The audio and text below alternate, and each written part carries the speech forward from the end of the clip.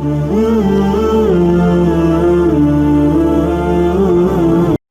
Number 31 سے تفسیر دیکھ لیجئے.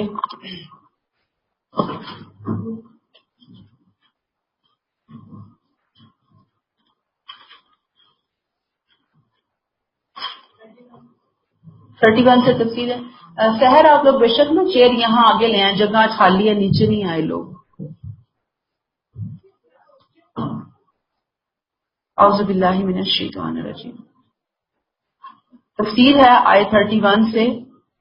فبعث اللہ غرابا یبحث فی الارض، پھر اللہ نے ایک کوا بھیجا جس نے زمین فرید کر اس کو بتایا کہ اپنے بھائی کی لاش کو کس طرح چھپائے.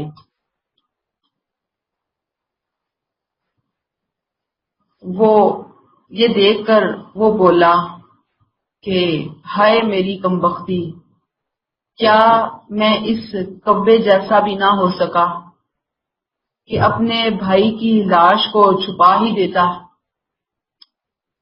سو ودن بریکٹ اس پر بریکٹ کلوز، وہ بے حد شرمندہ ہوا. اب آپ دیکھیں یہاں پر قتل کے بعد لگتا ہے کہ کیونکہ پہلا قتل تھا زمین پہ، اس سے پہلا ایسا کوئی نہ فوتگی ہوئی تھی نہ ہی کوئی قتل ہوا تھا، کوئی انسان نہیں مرا تھا، یہ پہلا معاملہ تھا اس طرح کا. ایسے لگتا ہے کہ قتل کر کے لاش ایسے ہی پڑی رہی قابیل کی. اس نے قابیل نے لاش چھپانے کی کوشش بھی نہیں کی. کہتے ہیں کہ وہ وہیں پہ دیکھ رہا ہوگا بھائی کی لاش کو، تو اتنے میں ایک کوا آیا. تو آپ کو پتا ہے کہ کوا جو ہے نا بہت سیانہ جانور ہے، پرندہ ہے، اور اس کی عادت کیا ہے کہ جب بھی وہ کوئی کھانے کی چیز اچکتا ہے تو اگر اس نے اس وقت نہیں کھانی ہوتی نا تو وہ اس کو زمین کو ریت کے نا زمین کے اندر چھپا دیتا ہے، پھر بعد میں اس کو نکال کے کھا لیتا ہے. تو اس طرح جب وہ آیا تو اس نے یہی شو اپنے کہا جاتا ہے کہ ایک جو لاش جو ہے نا اس نے دیکھا کہ بھئی زمین کو ریتی، اور اس میں کہا گیا یعنی کہ جو روایات ہمیں مختلف بائبل وغیرہ سے ملتی ہیں وہ یہ کہ جی وہ مر گیا تھا ایک کوا، تو پھر اس نے اس کو دیکھا، پھر اس نے چھپایا. یہ اتنی کہانیاں ہی ہیں، جسٹ اتنی بات بھی کافی ہے کہ اس نے کوئی چیز جو تھی وہ زمین کے اندر ان کے سامنے اس کے قابیل کے سامنے چھپائی ہے. اب گویا قابیل کو رہنمائی مل گئی کوے کے اس ایکشن سے کہ اسے اپنے بھائی کی لاش کو کس طرح سے چھپانا ہے تاکہ اس کا جرم جو ہے وہ دوسروں کے سامنے اس کا راز فاش نہ ہو. اور تدبیر بھی آ گئی تھی. اب جب قابیل نے دیکھا نا کہ کوا اتنا سیانا ہے کہ کس طرح زمین کھود رہا ہے اور وہ چھپا رہا ہے کوئی چیز، تو اس نے اپنا سر پیٹ لیا. کس کے حوالے سے کہ ہائے میں اتنا بدبخت ہوں، میری بدبختی کہ میں کوے سے بھی گیا گزرا ہوں.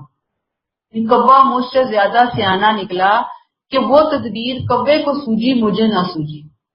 مجھے سوجتی تو میں اپنے بھائی کی لاش کو ڈھانپ دیتا.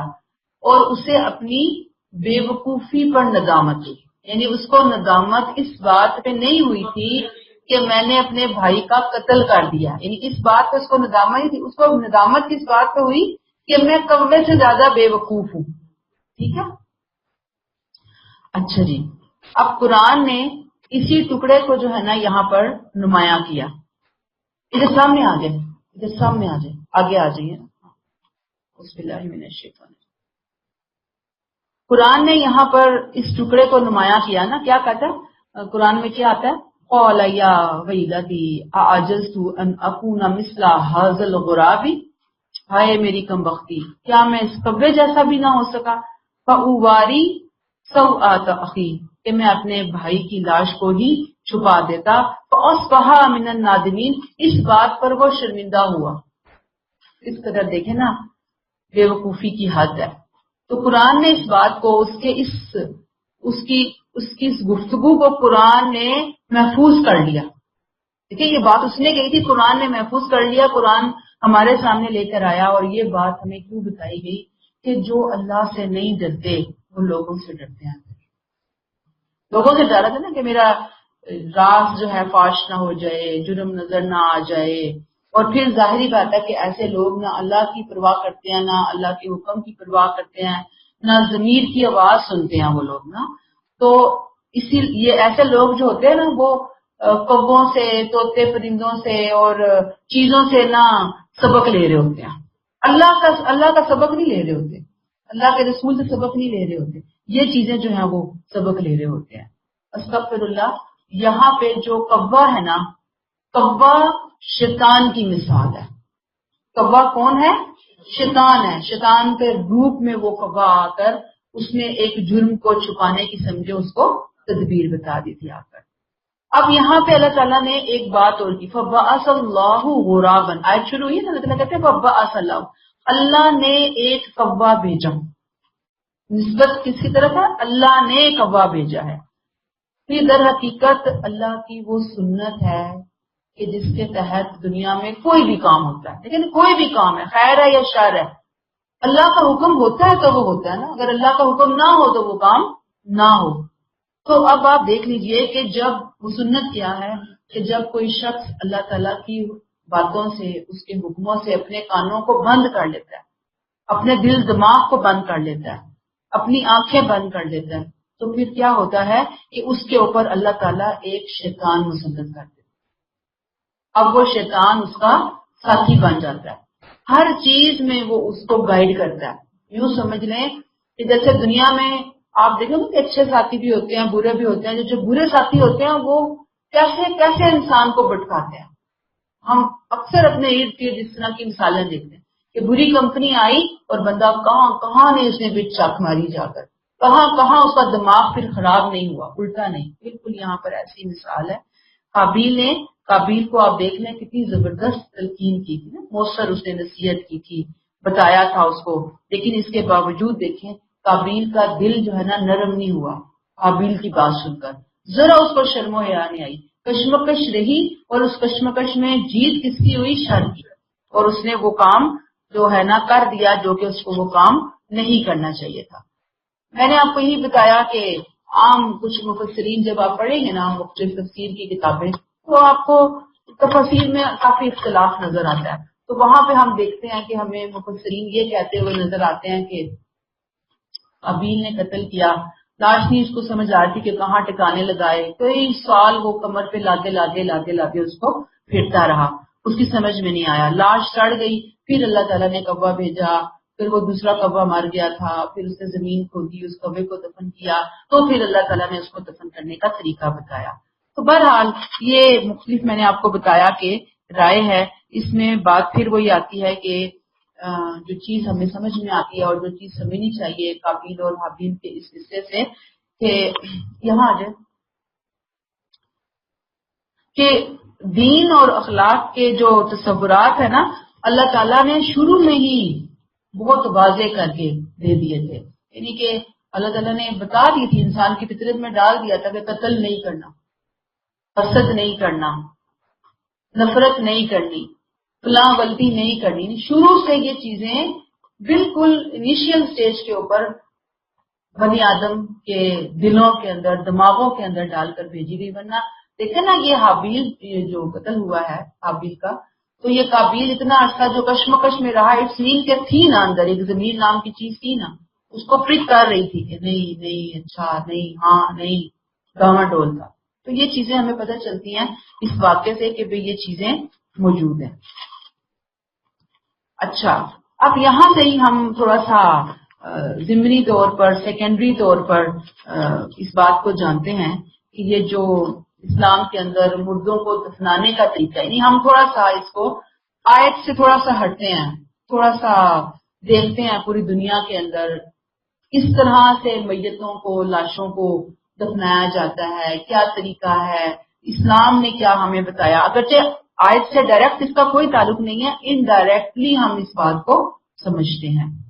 نیشنل جیوگرافک چینل ہے، اس کے پہ ایک وہاں پہ ڈاکومنٹری میں بھی آپ یوٹیوب پہ بھی سرچ کریں تو وہاں پہ آپ کو مل جائے گی. انہوں نے وہ ڈاکومنٹری بنائی ہوئی ہے کہ دنیا کے اندر مختلف جو قبیلے اور علاقے ہیں وہاں پر وہ لوگ مردوں کے ساتھ کس طرح غیر فطری سلوک کرتے ہیں، لاشوں کی کس طرح سے بے حرمتی کی جا رہی ہوتی ہے. ہندوؤں کا تو ہمیں پتہ ہی ہے نا کہ وہ لاشوں کو جلاتے ہیں. اور اگر کوئی چیز وہ لاش کا کچھ حصہ رہ جائے جلنے سے نا، یعنی کہ ایک تو ہوتا ہے نا کتنی اچھی خاصی انہوں نے لکڑیاں ڈالی ہوتی، ٹھیک ٹھاک لکڑیاں، ٹھیک ٹھاک تیل، اس میں بھی کوئی حصہ پارٹ جیسے کوئی نہیں جلا سپوز رہ گیا ہے، تو وہ پھر کیا کرتے ہیں، وہ اس کو پتھروں سے مارتے ہیں یا سٹکس لے کر اس کو مار مار کے اس کو کچلتے ہیں، پھر اس کو وہ راکھ بناتے ہیں، پھر اس کو وہ اٹھا کر گنگا وغیرہ میں جہاں پہ بھی انہوں نے بہانا ہوتا ہے وہ اس کو بہا دیتے ہیں. انڈونیشیا اور ملائیشیا میں بھی بہت پرانا ایک کلچر ہے، اب تک چل رہا ہے کہ وہاں پر جو ڈیڈ باڈیز ہیں نا ان کو ممی بنا کر 1 سال کے لیے گھر کے اندر رکھا جاتا ہے، لازمی طور پر رکھا جاتا ہے. اور اس کے اوپر وہ پتہ نہیں سالٹ لگاتے ہیں، ایسڈ لگاتے ہیں، کئی سو سال پرانا ان لوگوں کا طریقہ ہے نا.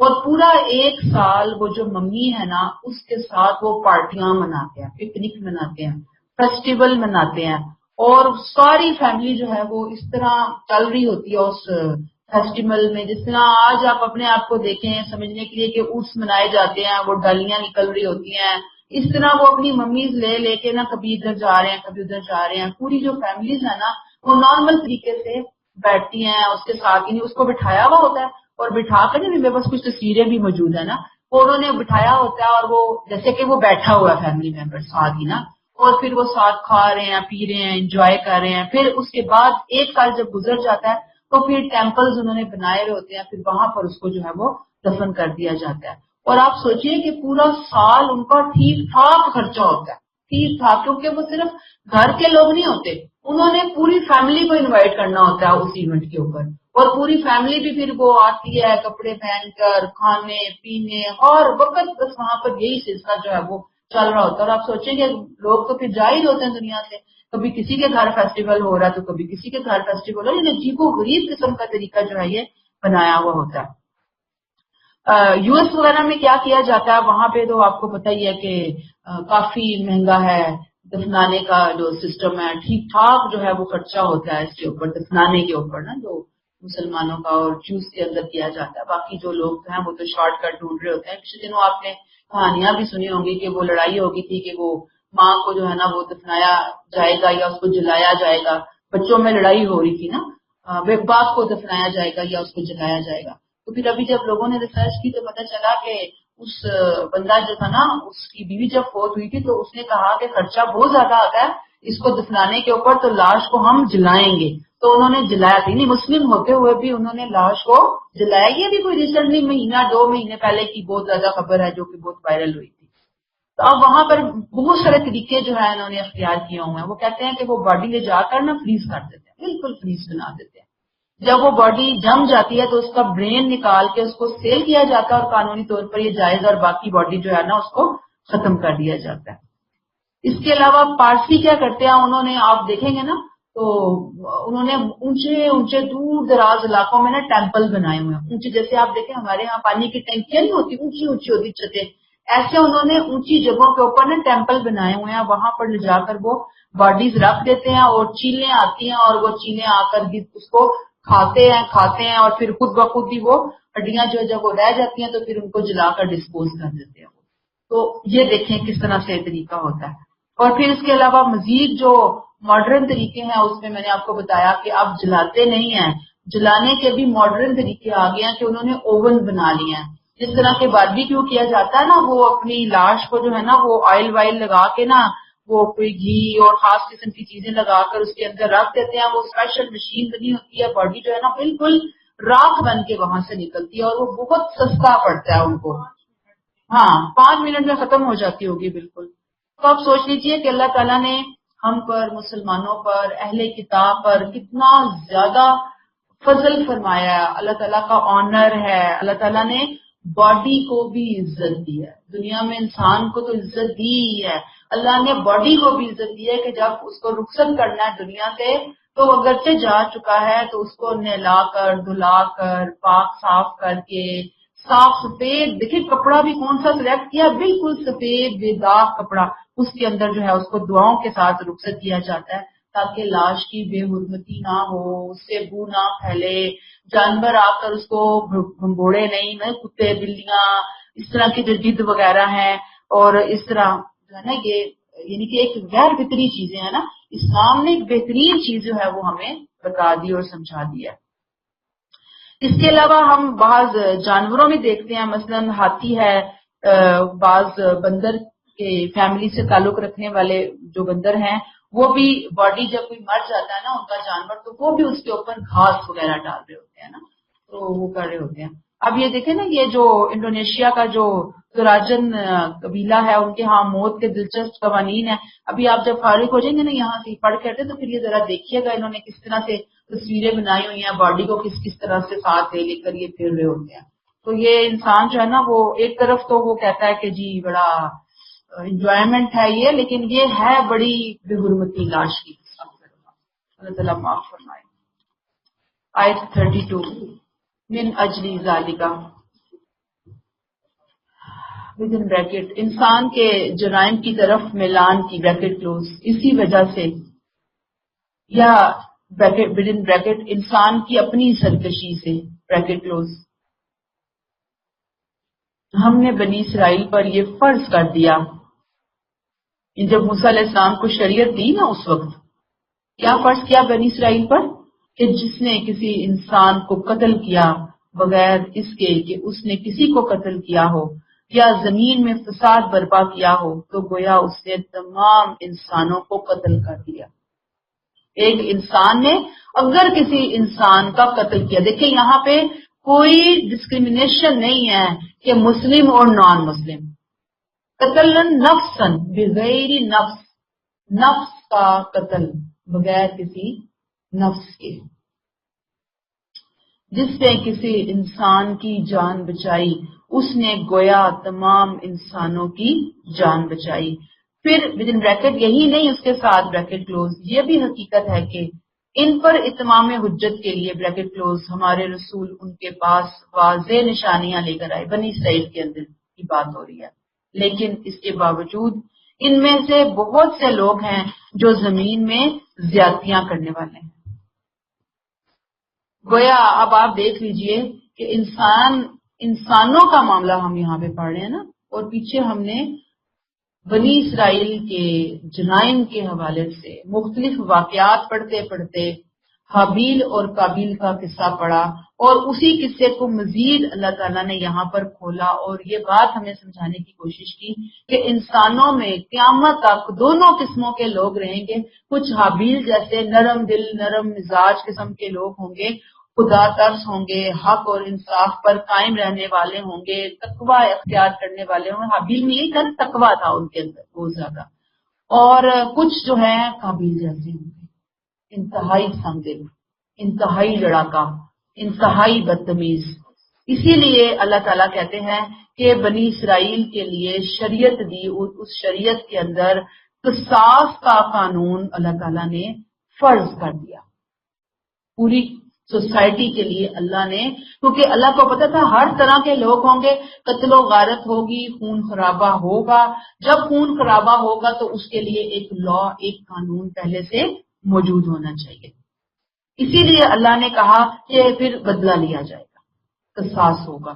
اور ساتھ ہی اللہ نے بتا دیا کہ ایک انسان کا قاتل پوری انسانیت کا قاتل ہوگا، اور ایک انسان کو بچانے والا پوری انسانیت کو بچانے والا ہوگا. اور پھر یہی ایک قانون تھا، یہ قانون تھا نا، اس قانون کو بار بار ریمائنڈر دینے کے لیے، اس قانون کا یاد دہانی کے لیے اللہ تعالیٰ نے اپنے انبیاء اور رسول بھیجے. اس کے ذریعے اللہ تعالیٰ بار بار سمجھاتے رہے، بتاتے رہے، اس اہتمام کے ساتھ کہ لوگ اس سے لاپرواہ نہ ہوں، لوگ اسے بھولیں نہیں، لوگ اسے سستی کا معاملہ نہ کریں. لیکن اس کے باوجود بنی اسرائیل نے کبھی اپنے رسولوں کی، پیغمبروں کی، نبیوں کی ان تعلیمات، خاص طور پر شریعت کی جو یہ تعلیمات ہیں، ان کا کبھی بھی پاس لحاظ انہوں نے نہ کیا. اور انہوں نے کس کی پیروی کی؟ شیطان کی پیروی میں قابیل کی سنت کی پیروی کی. انہوں نے اپنے رسولوں کی سنت کی پیروی نہیں کی، انہوں نے اللہ کے حکموں کی پیروی نہیں کی، قابیل کی پیروی کی. اور اس کی پیروی میں وہ کیا کرتے رہے؟ زمین میں فساد کے مرتکب ہوتے رہے. کون؟ کس کی بات ہو رہی ہے؟ بنی اسرائیل کی بات ہو رہی ہے. تو اللہ تعالیٰ کہتے ہیں کتبنا علی بنی اسرائیل، اوپر سے دیکھیں من اجلی ذالکا، اسی وجہ سے، یہ انسان کی سرکشی کی طرف جو اس کا میلان ہے نا، اس کی طبیعت کے اندر جو یہ چیزیں ہیں، کتبنا علی بنی اسرائیل، ہم نے بھی بنی اسرائیل پر فرض کر دیا۔ اب آپ دیکھ لیجئے کہ یہ من اجلی ذالکا یہ مطلب نہیں ہے کہ خاص طور پر یہی قابیل حابیل کا واقعہ ہوا تو یہ قانون آیا، نہیں، پر مراد یہ ہے کہ اللہ تعالیٰ نے یہ جو جان اور مال کا قانون بنایا، قصاص کا قانون بنایا، اس کی جڑیں بہت پرانی ہیں، کب سے ہیں ایگزیکٹ ڈیٹیل نہیں ہمیں پتا۔ بہرحال کہا یہ جاتا ہے کہ صرف بنی اسرائیل سے اس کا تعلق نہیں، اللہ تعالیٰ نے کتبنا علی بنی اسرائیل، ہم نے بنی اسرائیل پر فرض کیا، بنی اسرائیل سے صرف اس کا تعلق نہیں ہے، بنی اسرائیل کو تو یہاں اس موقع پر ان کو یاد دہانی تازہ کروائی جا رہی ہے۔ اس بات کا تعلق تو سمجھ لیں آدم علیہ السلام سے لے کر پھر ان کے بعد جو سب سے بڑے رسول آئے، بعد میں حضرت نوح علیہ السلام آئے اور بہت سارے رسول آتے رہے، سب کے ہاں یہ چیز جو ہے وہ موجود رہی ہے۔ کیا موجود رہی ہے؟ ان من قتل نفسا بغیر نفس او فسادا فی الارض فکأنما قتل الناس جميعا، یہ تعلیمات موجود رہی ہیں، یہ تعلیمات نئی نہیں ہیں، یہ تعلیمات، یہ احکامات پرانے ہیں۔ تورات میں بھی جان کے بدلے جان کا حکم ہے، آگے بھی جا کر ہم اسی سورہ میں مزید پڑھیں گے، لیکن اب آپ دیکھیے کہ یہود اتنے سنگ دل ہو چکے تھے، اتنے بدبخت ہو چکے تھے کہ انہوں نے قتل نفس جیسے سنگین جرائم سے بھی گریز نہ کیا، کر گزرے وہ، اور اللہ تعالیٰ نے یہاں پہ بتا دیا کہ یہ لوگ بے باک ہو گئے ہیں قتل انسانی میں اور فساد فی الارض میں۔ اسی لیے اللہ تعالیٰ نے پھر اس کے بارے میں مزید جو شریعت کے احکامات ہیں نا، وہ پھر اللہ تعالیٰ نے یہاں پر پیش کیے ہیں۔ اس میں آپ دیکھیں گے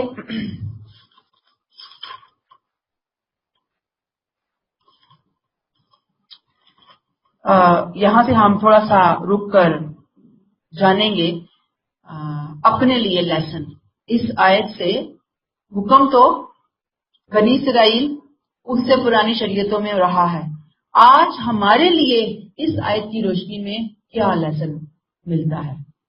یاد رکھیے کہ ہر قتل، جو بھی قتل ہوتا ہے نا سوسائٹی کے اندر، ایک مسلمانوں کی سوسائٹی کے اندر، اس میں پوری سوسائٹی اس قتل کی ذمہ دار ہوتی ہے، عائد ہوتی ہیں پھر اس کے اوپر کچھ ذمہ داریاں۔ نمبر 1، اگر کسی جگہ پہ ایسا کوئی حادثہ پیش آ جاتا ہے تو چاہیے کہ پوری قوم میں ہلچل مچ جائے۔ کیوں مچ جائے ہلچل؟ بتائیں۔ ایک انسان کا قتل اللہ کی نظر میں کتنا بڑا جرم ہے، پوری انسانیت کا قتل ہے، قتل ہوا تو ہوا کیوں؟ ٹھیک ہے نا؟ دوسری بات، قاتل کا کھوج لگانا صرف مقتول کے وارثوں کی ڈیوٹی نہیں ہے، ریاست کی ذمہ داری ہے، متعلقہ شعبوں کی ذمہ داری ہے، پوری سوسائٹی کی پھر ذمہ داری بن جاتی ہے۔ تو قاتل ہے تو اس کو بے نقاب ہونا چاہیے، سامنے آنا چاہیے، اس کے اوپر پردے نہیں ڈالنے چاہیے، اس کو چھپانا نہیں چاہیے۔ تیسری بات، اگر کوئی شخص خطرے میں ہے، اس کی جان خطرے میں ہے، تو باقیوں کو منہ سر چھپا کے کہیں سائڈ میں نہیں بیٹھ جانا چاہیے کہ بھی وہ نبڑے، اس کی کوشش کرنی چاہیے کہ کسی طریقے سے اس کو اس خطرے سے باہر نکالا جائے۔ چوتھی چیز یہ ہے کہ اگر قاتل کو چھپایا، اس کو پناہ دیا، تو جو پناہ دینے والے ہیں وہ قاتل کے ساتھ شریک جرم ہے، وہ اللہ تعالیٰ نے پھر بتا دیا کہ پھر وہ اس کے مددگار ہیں۔ اور پھر یہ کہ اگر مقتول کے قصاص کے بارے میں اگر حکام کی کوئی مدد کی جا سکتی ہے تو یہ اصل میں مقتول کی مدد ہے، اس کے وارثوں کی مدد ہے۔ اور اگر ہم ایسی کوئی مدد کی پوزیشن میں ہوں، یعنی کہ ایک بندہ پوزیشن میں نہیں ہے، ایک بندہ پوزیشن میں ہے، اگر وہ پوزیشن میں ہے تو وہ مدد کرتا ہے، تو پھر یہ بالکل ایسا ہی ہے جیسے قرآن میں آیا کہ قصاص میں زندگی ہے۔ یہ بات کلیئر ہو گئی؟ اور پھر اب اس کے علاوہ یہ آیت بہت کلیئر ہے اس حوالے سے کہ اگر ریاست، اسٹیٹ، عدالت کسی کو موت کی سزا دیتی ہے تو یہ 2 صورتیں ہیں۔ کون سی؟ قتل نفسم بغیر نفس او فسادن فی الارض. یہ دو صورتیں ہیں کہ جس میں کسی کو قتل کی سزا دی جا سکتی ہے، اس کے علاوہ نہیں دی جا سکتی. پھر کیا ہوا؟ وَلَقَدْ جَاءَتْهُمْ رُسُلُنَا بِالْبَيِّنَاتِ، پھر جو اس وقت ہمارے رسول واضح نشانیاں لے کر آئے. ثُمَّ إِنَّا كَثِيرًا مِّنْهُمْ بَعْدَ ذَلِكَ فِي الْأَرْضِ لَمُسْرِفُونَ، اس کے باوجود ان میں سے بہت سے لوگ ہیں جو زمین میں زیادتیاں کرنے والے ہیں. زیادتیاں کرنے والے، حد سے تجاوز کرنے والے. رسولوں نے آ کر اتمام حجت کر دیا، اس کے باوجود یہ لوگ سرکشی اور فساد کا راستہ چھوڑنے والے نہیں ہیں. تو جو سرکشی اور فساد کا راستہ اختیار کرتا ہے وہ کون ہے؟ مسرف ہے. اللہ کو مسرف پسند نہیں ہے. مسرفون، اس کے اوپر ہم بہت ڈیٹیل میں پہلے لیکچرز میں بات کر کے آئے ہیں. اسراف کی بہت ساری قسمیں ہیں، لیکن یہاں پر سرکشی، فساد فی الارض، قتل، اس کو اللہ تعالیٰ نے اسراف قرار دیا ہے. آیت 33 انما جزاء الذین یحاربون اللہ ورسولہ، انہیں بتا دیا جائے کہ جو لوگ اللہ اور اس کے رسول سے لڑیں گے، زمین میں فساد پیدا کرنے کی کوشش کریں گے، تو ان کی سزا تو یہ ہے کہ عبرتناک طور پر قتل کر دیے جائیں، یا سولی پر چڑھائے جائیں، یا ان کے ہاتھ پاؤں بے ترتیب سمتوں سے کاٹ لیے جائیں، یا وہ علاقہ بدر کر دیے جائیں، یا ان کے لیے دنیا میں ذلت و رسوائی ہے اور آخرت میں ان کے لیے ایک بڑا عذاب ہے، بڑی سزا ہے ان کے لیے. یہ جو یحاربون اللہ ورسولہ، اللہ اور اس کے رسول صلی اللہ علیہ وسلم کے حوالے سے اب یہ احکامات آ گئے، اور خاص طور پر وہ ٹائم جب آپ صلی اللہ علیہ وسلم دنیا میں موجود تھے، کہ لوگ جب ان کی موجودگی میں ان کے کسی حکم کے خلاف ہو جائیں، فیصلے کے خلاف ہو جائیں، سرکشی اختیار کریں، تو یہ اللہ کی نظر میں کتنا بڑا جرم ہے. اللہ اور اس کے رسول سے اعلان جنگ ہے، لڑائی ہے. انما جزاء الذین یحاربون اللہ ورسولہ، اللہ اور اس کے رسول سے حرب ہے، جنگ ہے. اب آپ دیکھیے کہ یہاں پہ اندرونی دشمنوں کی بات ہو رہی، بیرونی دشمنوں کی بات نہیں. بیرونی دشمنوں کے لیے تو جہاد اور قتال کے قوانین موجود ہیں. یہاں پہ کس کی بات ہو رہی ہے؟ اندرونی دشمنوں کی بات ہو رہی ہے. فساد فی الارض پیدا کرنے والے دشمنوں کی بات ہو رہی ہے. زمین میں لوگوں کی جان مال عزت آبرو کے لیے خطرہ بننے والے لوگوں کی بات ہو رہی ہے. لہذا اللہ تعالیٰ نے یہاں پر بتا دیا کہ جو لوگ اس طرح کے جرائم میں ملوث ہوتے ہیں، کیا کرتے ہیں؟ یحاربون اللہ ورسولہ، اللہ اور اس کے رسول کے خلاف سرکشی کا، ان کے فیصلوں کے خلاف سرکشی کا رویہ اختیار کرتے ہیں. یسعون فی الارض فسادا، زمین میں فساد کرتے ہیں. فساد کیا ہے؟ لوگوں کی جان مال عزت آبرو کے لیے خطرہ بن جانا، بدامنی پیدا کر دینا، تو یہ فسادی ہیں. اور کیا کرتے ہیں؟ اور اگر وہ یہ کام کرتے ہیں تو اللہ تعالیٰ نے سزا بتا دی. یہ پیچھے انما جزاء الذین، یہ جو جزا ہے کیا ہے؟ ان یقتلوا او یصلبوا او تقطع ایدیہم وارجلہم من خلاف او ینفوا من الارض. یہاں پہ کچھ سزاؤں کی ترتیب بتا دی اللہ تعالیٰ نے کہ وہ لوگ جو زمین میں ٹیررسٹ بن کر رہیں گے ان کی سزا کیا ہے. وہ جو دہشت گردی، ریپ، قتل، ڈاکہ، اغوا، بدکاری، اس طرح کے جرائم کا شکار ہوں گے، اوباشی پر اتر آئیں گے، بدماشی کریں گے، شریفوں کی عزت کو کے لیے خطرہ بن جائیں گے، آوارہ چلنی اختیار کر لیں گے، اغوا اور تخریب کاریاں، اغوا برائے تاوان وغیرہ کے جرائم کریں گے، حکومت کے لیے مسئلہ پیدا کریں گے. اس طرح کے لوگوں کی پھر جو سزا ہے وہ کیا ہے کہ وہ چاہے اکیلے ہوں چاہے وہ گروپس ہوں، ان کو سزا دی جائے گی اور بڑی سخت سزا دی جائے گی. ان یقتلوا، عبرتناک طریقے سے ان کو قتل کیا جائے گا. دیکھیں یہاں پر عام قتل نہیں ہے، لیکن عام سزا ہوتی ہے نا، جب پھانسی دے دی گئی ہے، وہ ایک عام مجرم ہے. اس مجرم نے کیا کیا؟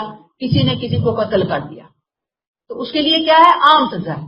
قتل کر دیا نا اس نے، قتل عمد ہے، جان بوجھ کے قتل کیا، تو اس کی سزا ہے، اس کو بھی قتل کر دیا، ختم ہو گیا بات. یہاں پر کس قتل کی سزا؟ یہ عبرتناک ہے جو اللہ اور اس کے رسول سے محاربہ कर रहा है। नंबर 2, जमीन में फसाद फिल अर्द का मुर्तकिब है। फसाद फिल अर्द क्या है? जैसे मैंने अभी आपको मिसाल दी, डाका, अगवा बराए तावान, बदकारी, कत्लो गारत, दहशत गर्दी, बम ब्लास्टिंग। जो एक की जिंदगियां नहीं ले रहा, वो बहुत 100 की जिंदगियों के ऊपर डाका डाल रहा है। ऐसे लोगों को युकत्तलु, इतना ऐसे कत्ल किया जाएगा कि जो दूसरों के लिए भी इंतहाई इबरतनाक होगा। याद रखिए कि सिर्फ दीन में किसी भी इंसान को आग में जलाना मना है, बस। इसके अलावा जितने गुंडे, जितने बदमाश हैं, उनको इबरत दिलाने के लिए, उनके दिलों के अंदर कानून का एहतराम पैदा करने के लिए जो भी हरबा इख्तियार किया जा सकता है, वो हरबा इख्तियार किया जाएगा कि उनको खौफ खुदा पैदा हो। ऐसे ही फिर क्या है? रजम भी है। रजम की सजा भी इसी के अंदर दाखिल हुई है। आप सल्लल्लाहु अलैहि वसल्लम ने जो इबरतनाक सजा दी है ना, पत्थरों से मार मार कर खत्म करना, वो सजा इसी शिक के अंदर आई है। इसे कहते हैं इसे बोलते हैं आयते मुहारबा। आयते मुहारबा है ये। मुहारबा की जो सजाएं हैं, उसी के अंदर स्टेट जब समझेगी कि किसी मुजरिम ने उस बॉर्डर लाइन को क्रॉस कर लिया है, तो उसको आयते मुहारबा के तहत इबरतनाक सजा दी जाएगी। क्या कहा? अयुकत्तलु, कत्तलु बहुत इबरतनाक तरीके से कत्ल करना। औ युसल्लबु, सूली देना, इबरतनाक तरीके से सूली देना। सूली में क्या होता है कि उसको कीले वगैरह ठोक कर उसको लटका दिया जाता है, फिर खुद ही सिसक सिसक कर वहां पर वो मर रहा होता है। गोया आयत का थीम क्या है? दर्दनाक तरीका, इबरतनाक तरीका। देखिए अल्लाह ताला है ना, कितने गफूर रहीम है, अल्लाह कितने गफूर रहीम। इसके बावजूद देखें, जब इसकी हिकमत है, इसके पीछे बैकग्राउंड है कि अगर लोगों को ऐसे बदमाशियां करने के लिए गुंडों को छोड़ दिया जाए, तो फिर किसी शरीफ की पगड़ी, किसी शरीफ की इज्जत महफूज नहीं रह सकती। ऐसे लोगों से, जैसे कहते हैं ना, आईनी हाथों से, आईनी शिकंजे से उनके साथ निबटना होता है, फिर निबटना होता है। फिर दीन ने उसके लिए, शरीयत ने कानून दिए, और ये कानून पीछे से चल रहे हैं। हमारे दीन के अंदर सिर्फ नए नहीं आए, ये पीछे से अल्लाह ताला कहते हैं मैंने दे दिए। औ तुक़त्तअ अयदीहिम व अर्जुलुहुम मिन खिलाफ, और फिर क्या किया जाएगा? उनके हाथ और पांव को काट दिया जाएगा मुखालिफ सिमतों से। मसलन आप लेफ्ट हैंड और राइट जो पांव है वो काटा जाएगा। राइट नहीं काटा जाएगा, उसकी वजह यह है कि अगर राइट काटा जाएगा तो वो तो और सोसाइटी पे बोझ बन जाएंगे, मुसीबत बन जाएंगे, मजदूरों के अंदर आ जाएंगे। इसीलिए कहा कि लेफ्ट और राइट ये वाला कर दिया जाएगा, ठीक है। और एक साइड से भी नहीं काटा जाएगा दोनों, अगर एक साइड से काटेंगे तो वो मर ही जाएंगे। यानी इसमें भी है एक चीज कि फिर इंसान जो है वो मेडिकली खत्म भी हो सकता है। और फिर इसके अलावा आखिरी चीज क्या है कि युनफौ मिनल अर्द, या वो इलाका बदल कर दिए जाएंगे। ये कम से कम सजा है, यानी कम से कम सजा कि उनको उस इलाके से निकाल दिया जाए, निकलो इस इलाके से, बाहर चले जाओ। अब देखें इस आयत के अंदर ना, आप देखेंगे कि औ के लफ्ज बार बार है ना, औ युसल्लबु, औ तुक़त्तअ अयदीहिम व अर्जुलहुम मिन खिलाफ, औ युनफौ। ये जो औ है ना, औ जो है ना और के लिए आता है, ओ आर और, या, ठीक है ना, या ये मुराद क्या है कि अदालत कोई भी सजा मौका महल को देखते हुए, हालात को देखते हुए वो कोई भी सजा इम्प्लीमेंट कर सकती है। और अगर वो चाहे तो वो, जैसे फिल अर्द के जो जमीन में जिला वतन कर दिया, तो इसका मतलब है कि उसको छोड़ दिया गया ना, तो उसको वो छोड़ सकती है। किंतु देखा जाएगा ना, मुजरिम को देखा जाएगा कि जुर्म क्या है उसका। फिर अल्लाह ताला फरमाते हैं आयत के एंड में, ज़ालिका लहुम खिज़्युन फिद दुनिया व लहुम फिल आखिरति अज़ाबुन अज़ीम। ये उनके लिए दुनिया में जिल्लत और रुसवाई है, और आखिरत में उनके लिए सख्त सजा है। ये अल्फाज वार्निंग के लिए अल्लाह ताला ने जारी किए हैं, ठीक है, कि इस तरह के मुजरिमों को सजा देते वक्त किसी शख्स के दिल में हमदर्दी के कोई जज्बात पैदा नहीं होने चाहिए। असल में अल्लाह ताला जो बंदों के लिए इंतहाई मेहरबान है, खालिक होने के साथ साथ क्या है, मेहरबान है, हिकमत वाले हैं। वो ये चाहते हैं कि इस तरह के अगर कोई जुराइम का मुर्तकिब होता है तो दुनिया में उसे इबरत का निशान बनाकर उसको रुस्वा किया जाए, ताकि दूसरों के दिल में कानून का डर पैदा हो, दूसरों के दिल में कानून का एहतराम पैदा हो। لیکن آج ہمارے جس زمانے میں ہم رہ رہے ہیں، اس زمانے میں جرم سے اور مجرم سے انتہا درجے کی محبت اور ہمدردی جو ہے وہ سامنے نظر آتی ہے ہمیں. ہمدردانہ اور رحم دلانہ جذبات اور نظریات پیدا ہوتے ہیں، اور انسان جتنی ترقی کرتا چلا جا رہا ہے نا، اتنا اپنی دنیا کو اس نے جہنم بنا دیا. حالانکہ اسلام کے اصول جو ہیں، یہ قوانین سب سے زیادہ عدل پر مبنی قوانین ہیں، کیونکہ اللہ جس نے بندوں کو پیدا کیا نا، وہ بہتر سمجھتے ہیں کہ ان بندوں کو مجھے کیسے، کہاں، کس طرح سے ڈیل کرنا ہے، کس طرح سے ہینڈل کرنا ہے. اور یہ قانون جو ہے نا، لوگوں کو کی نفسیات کو سامنے رکھ کر اللہ تعالیٰ نے بنائے ہیں. اور اب آپ دیکھ لیجئے کہ ہمارے ہاں یہ بھی کہا جاتا ہے، یہ بھی لڑائی، اسلام کا قانون بڑے جناب وحشیانہ ہے. یعنی کہ لفظ کیا یوز کیا جاتا ہے؟ وحشیانہ قانون ہے اسلام کے. بڑے پڑھے لکھے ماڈرن قسم کے نان مسلم تو کرتے ہی کرتے ہیں، مسلمانوں کے اندر بھی بہت گروپس ہیں جو وحشیانہ قانون کہتے ہیں. وحشی نہیں ہے یہ کیوں آئے ہیں یہ قوانین کہ جب دو چاروں کو لٹکایا جائے گا نا. خود سوچیں، ہم یہ کہتے ہیں نا جب ہمارے ہاں جرائم ہوتے ہیں تو ہم یہی کہتے ہیں نا، ہم کس بات پہ رو پٹ رہے ہوتے ہیں کہ بھئی یہاں پہ انصاف نہیں ہوتا، اس بندے کو سزا نہیں دی جاتی. جس بندے کا جتنا بڑا کسی کلاس سے تعلق ہے، گروپ سے تعلق ہے، اس کی کوئی بیک ہے، اس کو کوئی سپورٹ کرنے والا ہے، اتنا وہ بچ کے نکل جائے گا. اللہ اللہ تو خیر صلاح. ایسے ہی ہوتا ہے نا. غریب جو ہے وہ ریڈی والا ہے، اس نے کوئی چھوٹا سا جرم بھی کیا ہوا ہوگا، اس کو 8 سال 10 سال رگڑا لگے گا. ایسے ہی ہو رہا ہوتا ہے نا. اور پھر ہم جب دیکھتے ہیں کہ یہ سزائیں مل رہی ہیں تو پھر لوگ کھڑے ہو جاتے ہیں ان کے خلاف. حالانکہ اگر دو چاروں کو عبرتناک سزا دے دی جائے نا، باقی جو ہے نا ایسے ٹھیک ہو جائیں، بالکل سیدھے ہو جائیں، بالکل تیر کی طرح. ہم سن رہے تھے کہ چائنا میں یہ کہاں کہ وہ کوئی بندہ سو رہا تھا کسی پارلیمنٹ میں، انہوں نے گولی لگا دی، اس کو گولی سے اڑا دیا کہ آئندہ سوئے گا کوئی نہیں یہاں پہ پارلیمنٹ کے اندر. تو اس طرح سے دو چاروں کو ایک دفعہ ٹانگے نا تو پھر آپ دیکھیں گے کہ سارا لوگ جو ہے نا وہ بالکل سیدھے ہو جائیں گے. یہ دین ہمیں بتاتا ہے، یہ سکھاتا ہے، ہمیں ہینڈل کرنے کا طریقہ بتاتا ہے. اچھا، اس کی جو حدیث سے ہمیں ملتی ہے وضاحت، وہ کیا ہے کہ اورینا والے تھے، انہوں نے نبی کریم صلی اللہ علیہ وسلم کے اونٹ جو تھے نا بیت المال کے، وہ لے گئے تھے، ڈاکہ ڈال کے چپ کر لے گئے تھے. تو آپ صلی اللہ علیہ وسلم نے اور پھر چرواہوں کو قتل بھی کیا تھا ان لوگوں نے. تو آپ صلی اللہ علیہ وسلم نے اسی آیت کے تحت پھر ان کو ایسے ہی عبرتناک سزائیں دلوائی تھی. یہ بخاری کی روایت آ جاتی ہے. پھر اس کے علاوہ یہود کے 3 قبائل تھے، بنو نذیر، بنو قینقاع اور بنو قریظہ جو ہیں. بنو نذیر، بنو قریظہ اور بنو قینقاع، یہ 3 جو قبائل ہیں، ان کو بھی جلا وطن کیا تھا اسی آیت کے اندر. کچھ کو جلا وطن کیا تھا، کچھ کو قتل کی سزا دی تھی. یہی آیت سامنے رکھ کر یہ لا جو ہے وہ آپ نے بنایا تھا.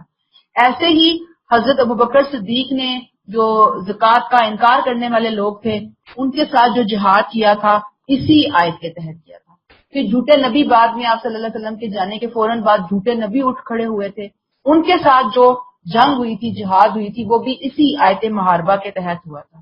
اور پھر حضرت عمر نے اپنے دور خلافت میں بھی یہود کو عرب سے آخری دفعہ نکالا تھا، وہ بھی اسی آیت کے اندر نکالا تھا. یہ بات کلیئر ہوئی ہے کہ یہ جو رجم ہے یا جو سولی ہے یا جو قتل کر دینا ہے عبرتناک طریقوں سے، یہ سارے جو قوانین ہیں یہ کہاں سے نکلتے ہیں؟ آیت محاربہ سے نکلتے ہیں. کہ جب کوئی مجرم اس درجے میں جرم کا ارتکاب کرتا ہے تو پھر اس کو دین کے اندر عبرتناک سزا کی یہاں سے اجازت ملتی ہے، اور یہ ضروری ہے. ٹھیک ہے.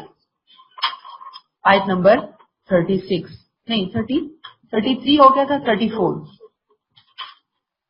الا الذین تابوا من قبل ان تقدروا علیہم، ہاں جو لوگ تمہارے قابو میں آنے سے پہلے توبہ کر لیں. سو ودن بریکٹ ان پر زیادتی نہ کرو، بریکٹ کلوز. اچھی طرح سمجھ لو کہ اللہ بخشنے والا ہے اور اس کی شفقت ابدی ہے. یعنی گورنمنٹ کے، قانون کے، پولیس کے ایکشن لینے سے پہلے یعنی کہ ایکشن لے لیا، ایکشن لینے سے پہلے اس طرح کے مجرم اگر آگے بڑھ کر خود قانون کے حوالے کر دیں تو پھر ان سے عام مجرموں والا معاملہ کیا جائے گا، سخت معاملہ نہیں کیا جائے گا. اگر ان کے ہاتھوں شہریوں کے حقوق تلف ہوئے ہیں، لوگوں کی جان مال کی زیادتی ہوئی ہے ان کے ہاتھوں، تو اس کی تلافی کروانے کی کوشش کی جائے گی حد الامکان. اور پھر اللہ کہتے ہیں کہ فَاعْلَمُوا، جان لو، ان اللہ غفور الرحیم، کہ قابو میں آنے سے پہلے ہی توبہ اور اصلاح کرنے کی گنجائش ہے. اور پھر جب کوئی کر رہا ہے توبہ تو پھر حکومت کے لیے کوئی انتقامی کارروائی جائز نہیں ہے۔ فَاعْلَمُوا أَنَّ اللَّهَ غَفُورٌ رَحِيمٌ، خدا غفور الرحیم ہے۔ دیکھیں خدا غفور الرحیم ہے، کوئی اس سے غلط مطلب نہ لے۔ وہ کب غفور الرحیم ہے؟ پکڑ سے پہلے توبہ اصلاح کرنے والوں کے لیے غفور الرحیم، باقیوں کے لیے تو پھر وہ سخت سزا دینے والا ہے۔ آیت 35، یا ایھا الذین آمنوا اتقوا اللہ ودن بریکٹ، یہ اللہ کی شریعت ہے، اس کے بارے میں بریکٹ کلوز، اے ایمان والو اللہ سے ڈرتے رہو، اتقوا اللہ وابتغوا الیہ الوسیلہ، اس کا تقرب ڈھونڈو، وسیلہ تقرب ڈھونڈو، اس کی راہ میں جہاد کرو تاکہ تم فلاح پاؤ، تاکہ تم فلاح پاؤ۔ آئے ہم دیکھیں گے کہ مسلمانوں کو پہلے کیا حکم دیا اس آیت کے، مسلمانوں سے خطاب آ رہا ہے، اللہ کی باؤنڈری والز کا خیال رکھو، حدود اور قیود کا خیال کرو، پھر اللہ کا قرب تلاش کرنے کی کوشش کرو، اور قرب تلاش کرنے میں لگے رہو، یعنی تلاش کرنے کی کوشش کرو اور تلاش کرتے رہو۔ یہی چیزیں ہیں جو اللہ کے ہاں کام آنے والی ہیں، اس کا قرب دلانے والی ہیں، آخرت میں اللہ کی پکڑ سے بچانے والی ہیں۔ اور جو لوگ ان چیزوں سے محروم ہو گئے، کن چیزوں سے محروم ہو گئے؟ یہ جو بھی ہم نے آیت دیکھی ہے نا، اتقوا اللہ سے، اتقوا سے، وابتغوا الیہ الوسیلہ سے، جاہدوا فی سبیلہ، تین کام ہیں۔ جو ان سے محروم ہو گئے پھر دنیا کی کوئی چیز ان کو آخرت کے عذاب سے چھڑا نہیں سکتی۔ اتقوا اللہ، تقوی، تقوی کیا ہے؟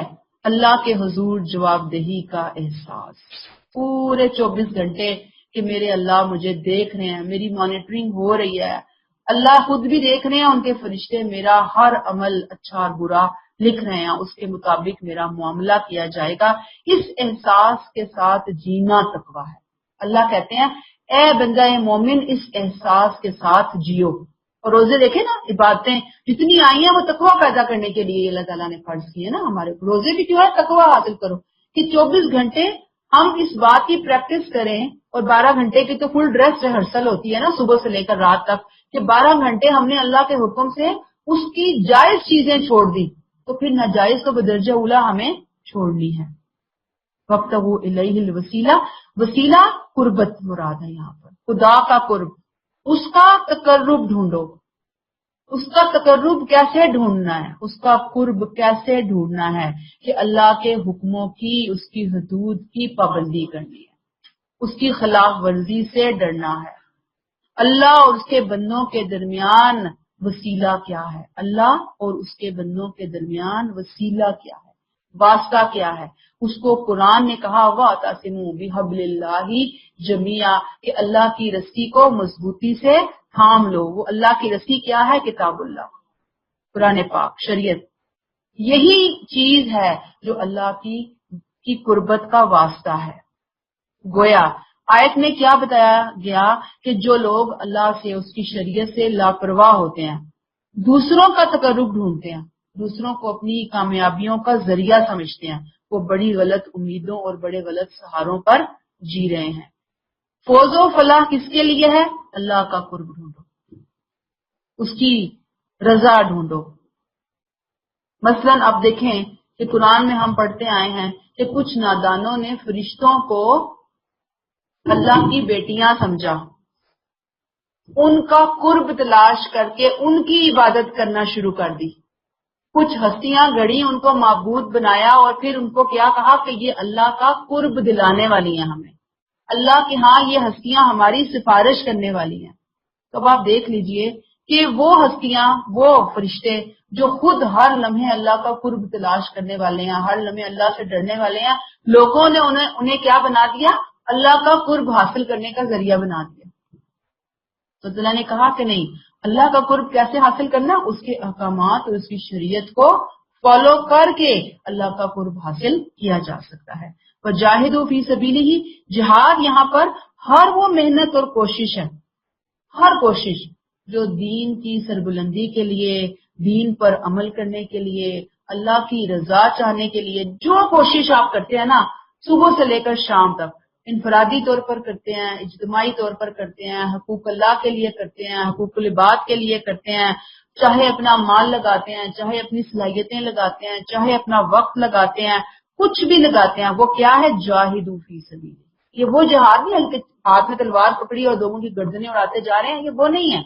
ये क्या है? अल्लाह के दीन की के लिए, उस पर अमल करने के लिए जो कोशिशें हमसे मतलूब है, वो कोशिशें हर लम्हे करते चले जाना, अमली सबूत देते रहना। अब आप देख लीजिए कि पीछे से अगर हम आयात को इकट्ठा करें ना, तो पिछली जो आयत हमने पढ़ी थी ना, वो ताजीरी हुक्म था कि एक इंसान का कत्ल पूरी इंसानियत का कत्ल है। फिर उसके बाद हमने पढ़ा, आगे जाकर हम पढ़ेंगे चोरी की सजा आ रही है ना, तो इसके दरमियान में मुसलमानों को ये हुक्म दे दिया गया, ये वाला जो ये आयत हम पढ़ रहे हैं वो किस लिए दिया जा रहा है कि अल्लाह के हुक्मों के मामले में, उनकी पाबंदी करने के मामले में तुमने ढीले नहीं पड़ना, सुस्त नहीं होना जैसे पिछली कौमें हो गई थी, बल्कि तुमने फौजो फलाह की अगर राह इख्तियार करनी है तो उसका तरीका क्या है कि तुम अल्लाह का कुर्ब हासिल करो। कैसे करो? इत्तकुल्लाह वब्तगू इलैहिल वसीला वजाहिदू फी सबीलिही। पिछली उम्मतों के अफरातो तफरीद से हटकर ए उम्मत मुसलमान, तुम्हें ये काम करने हैं। जब तुम ये काम करोगे लअल्लकुम तुफलिहून, शायद कि तुम्हें फलाह नसीब हो जाए, कामयाबी नसीब हो जाए। यहाँ पे अब हम मजीद आगे आकर कुछ सीखते हैं कि कौन कौन से अमाल हैं जो हमें अल्लाह के करीब करते हैं, वसीला कौन कौन से अमाल बनते हैं। इसको सिंपल वे में हम समझेंगे। सबसे बढ़कर अगर हम हुकूकुल्लाह की तरफ जाएं तो नमाज आ जाती है, वुजू आ जाता है, सजदे की हालत आ जाती है, सदका और खैरात आ जाता है। हुकूकुल्लाह से मुतल्लिक जितने काम है वो सारे के सारे काम वसीला है, अल्लाह का कुर्ब तलाश करने का जरिया है। अच्छा, हुकूकुल इबाद में हम आ जाए तो हुकूकुल इबाद में सबसे इम्पोर्टेंट जो वालिदैन का हक आ जाता है, फिर बीवी है तो उसके लिए शोहर का हक आ जाता है, फिर उसके बाद वालिदैन, बहन भाई, बच्चे, दोस्त, बाप, पड़ोसी, बहुत लंबी लिस्ट दे दी अल्लाह ताला ने कि किस तरह इनके साथ मामला करना है। अगर आपको याद हो गार में फंसने वाले उन 3 नौजवानों का किस्सा जो हम हदीस के अंदर भी पढ़ते हैं, तो वो बारिश की वजह से कहीं गार में उन्होंने पनाह ली तो वो पत्थर आ गया और मुंह बंद हो गया और अब मौत का ही था इंतजार उन लोगों को।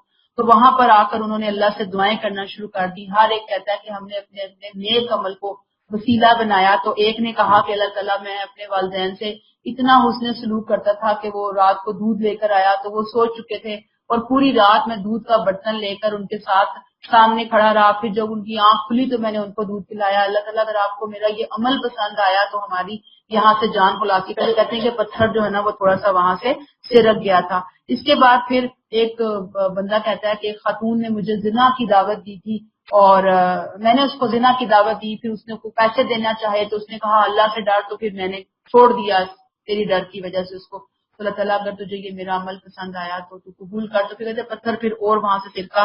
फिर इसके अलावा जो है ना वो एक और अमल था उसका कि कोई पैसा था किसी का तो मैंने उसको वापस कर दिया। तो फिर अगर ये अमल तेरी खातिर था अल्लाह ताला, अगर तुझे पसंद है तो उसे कबूल कर। तो फिर वो कहते हैं पत्थर इतना हट गया वहां से, सिरक गया कि ये लोग वहां से निकल गए। याद रखिए कि जो काम भी, जो नेकी भी हम अल्लाह के लिए करते हैं ना, खालिस किसके लिए? अल्लाह के लिए, किसी के लिए नहीं। किसी को दिखाना नहीं, किसी को तारीफ नहीं लेनी, किसी से सर्टिफिकेट, किसी से गोल्ड मेडल, किसी के सामने सेल्फियां, किसी के सामने तस्वीरें, कहीं पे हमें नहीं वो बताना। हमें किसके लिए करना? अल्लाह के लिए जब करना है तो फिर उसका दुनिया में भी फायदा होता है, बरकत आती है उस काम के अंदर, और आखिरत में तो अजर अल्लाह ताला ने उस काम के लिए महफूज कर ही लिया है। आज हम लोगों को बहुत सारे वसीले बना रहे होते हैं ना, कोई किसी पत्थर को वसीला बना रहा होता है, कोई किसी चीज को वसीला बना रहा होता है। याद रखिए कि उन्होंने अपना पेपर दिया, वो अगर नेक हस्तियां थी तो यकीनन थी उन्होंने जो काम किए अपने लिए किए हैं। अल्लाह ताला उनके दर्जात बुलंद करेंगे, इंशाअल्लाह ताला दर्जात बुलंद भी होंगे। अल्लाह के वलियों में भी लोग शामिल रहे हैं। हमारे लिए हमारा पेपर है, ہمیں اپنے پیپر کے لیے خود تیاری کرنی ہے. یہ نہیں ہو سکتا کہ اللہ تعالیٰ میں نے آپ کے فلاں ولی کا پلو پکڑ لیا تھا لہٰذا اللہ تعالیٰ وہ پار ہو گیا تو مجھے بھی تو پار کر دے. ایسے کوئی پار نہیں ہونا. اللہ تعالیٰ ہم سے ہمارے عمل کے بارے میں پوچھیں گے کہ تم نے کیا کیا تھا. انہوں نے تو جو کیا اپنے لیے کر گئے, وہ اپنی قبر سیدھی کر گئے, وہ اپنا راستہ سیدھا کر گئے. میں نے کیا کرنا ہے؟ ان کے نقش قدم پر چلتے ہوئے مجھے بھی اپنا راستہ سیدھا کرنے کے لیے اپنے عمل کو خالص اللہ کے لیے بنانا ہے. مجھے دیکھنا ہے کہ حقوق اللہ اور حقوق العباد میں قرآن و سنت نے میرے اوپر کیا ذمہ داریاں عائد کی ہیں, مجھے ان ذمہ داریوں کو نبھانا ہے. اور وہ قرآن کا ہے نا ایک لا تزر وازرۃ وزر اخری, کہ کوئی بوجھ اٹھانے والا کسی کا بوجھ نہیں اٹھائے گا, ہر ایک نے اپنا بوجھ جو ہے وہ خود اٹھانا ہے. اللہ تعالیٰ زبردستی کسی کے ساتھ نہیں کریں گے. ہاں اللہ سے اس کا فضل جو ہے وہ مانگے, اس کے مانگے, لیکن شارٹ کٹ کوئی نہیں ہے دین کے اندر کہ آپ نیک لوگوں کا پلو پکڑ لیں اور آپ کہیں کہ یہ ہمیں جنت میں لے جائیں گے.